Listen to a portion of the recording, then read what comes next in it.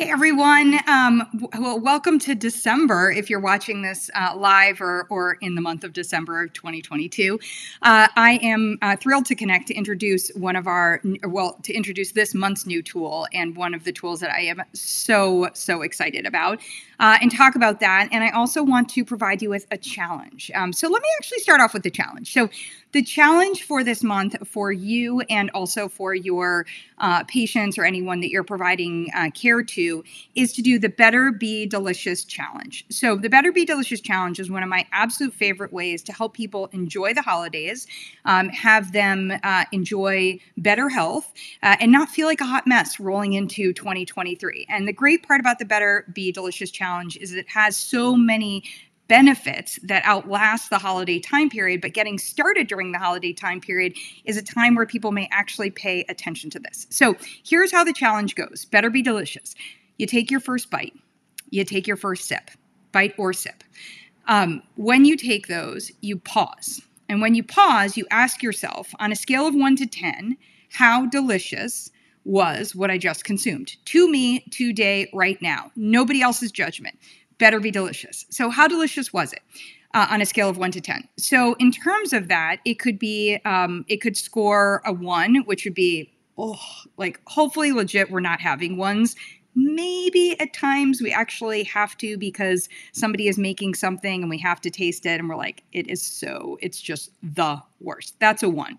In the Better Be Delicious Challenge, the 10, the opposite of a 1 is, I could literally write a sonnet about it. I'm like, this taste, how I experienced it, where I was in the moment. I remember it. It's the most delicious that something could actually be to me. So what I want you to do is after your first bite or sip is evaluate on a scale of 1 to 10, today, right now for you, how does this particular bite or sip rank? And if it ranks a 7, 8, 9, or 10, carry on, my friend. Enjoy it. Deliciousness is what we should be consuming. Things that are delicious to us today, right now. Now, if it's a 1, 2, 3, 4, 5, 6, especially those 4, 5s, and 6s. The 4, 5s, and 6s are the ones that we either feel like we should be eating or we are maybe just a little bit too tired or not so motivated to go find something that's actually delicious. But here's the problem. And even when it comes to vegetables, here's the problem. We are going to go looking for something delicious later. We want those 7 to 10s. So even the not good coffee drink, even the not delicious vegetables, even the it was fine, or maybe it was delicious yesterday, but today it's okay. Pass on it. Pass. Anything that's a 4 or less, hard pass. 4, 5, or 6, try to pass. And try to find yourself something that's going to rank a 7 or greater. You will enter 2023 feeling better. In fact, you will close out 2022 feeling better.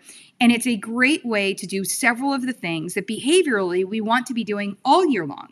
If we pause after the first bite or sip,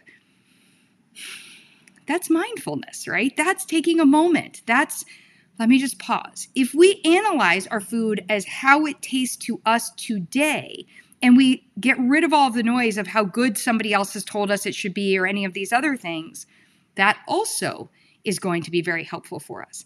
And if we make choices, if we feel empowered to have choices to say no, thank you to this, and yes, please to that, that also is super powerful for us moving forward. So it's one that I think you will do so beautifully with. All right, on to number 2. Number 2 is our new tool. Drum roll. I'm so excited. Thank you, Kelly Lunday, for working on this with me.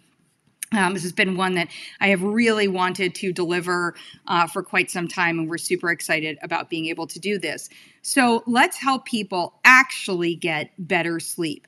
So yes, we want to explain to them the benefits of better sleep. Honestly, I think we all know it. I think we all feel it. Or if we, let's say it differently, we feel the negative impacts of not getting better sleep. But there are things about the depth and the different stages of sleep that can be important for us to understand. And it might also, this might pair very well with somebody who's maybe using an Oura Ring or another device to track their sleeping and sort of to get into that part. So we give some of that information, et cetera. And we also remind people what are some of the things where you should be suspicious that your shut-eye is not beneficial for you. And then we come in and we go through looking at the key factors that drive better sleep. Quantity, your time awake and your schedule in the day, your wind down routine, daily sunshine and movement, your food and beverage patterns, your bedroom environment, sleep aids. And what we've given you is a pathway to look at where things are not better, somewhat better, and how we can make them better. Now, we can't tackle everything all at once. And so what we do here is we identify, and we encourage you to identify one thing that we're going to move from not better to somewhat or to better on that part, or to move from a somewhat to a fully better. And we give some guidance in here. It's also, if you're working with individuals, something that you can work on with them and be able to do that. And this really allows you to get granular, to get specific, and help identify wins for an individual in that part. The second one, nourishment for better sleep, we also get into some of the nutrients and things that are often recommended so that you and your patients can have a conversation, if it's within your scope of practice, about supplements, but you can also have a conversation about foods and things that they may not be including or may not be including often enough that could actually be helpful. Some conversations on tracking that I think are worth having, and then some ways to actually invest in your rest, some ways to actually do things that can help you move along that continuum towards better sleep. And we've got those. And then just, hey, are you ready to actually move forward and work on your sleep? And how can we work better on that together? So this tool, as I said, is one that I'm just so excited about being able to offer to those of you that have our toolkit already, and also want to encourage those of you that don't have our toolkit. Now is the time. You want to get the tools. They are going to make such a change. And look, all the content that I just shared with you, you could be live about it, like that you could have all your lives done for you for the next couple of months, or you could have this be a benefit, a lead magnet that you use on social media, or a lead magnet you use on your website, et cetera, on that part. So I think there could be really good opportunity within that.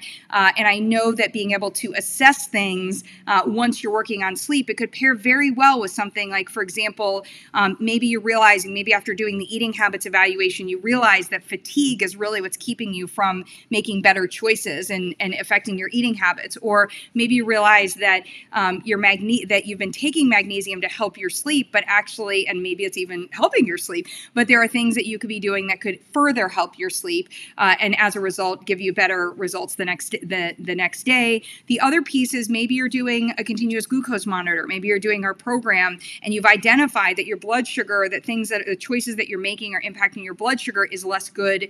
Your time out of range is occurring during your night, and how can we impact that and optimize your sleep? So we've got our new sleep tool, and that is for you for December for anyone who has the toolkit.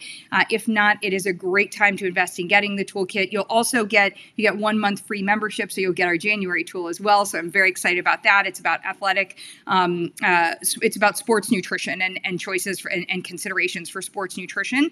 And then in terms of what we started off talking about at the beginning, it's the Better Be Delicious Challenge that I hope that you will share with your patients or consider taking yourself as we roll through the holidays. So wanted to say thank you. I hope everybody has a wonderful month.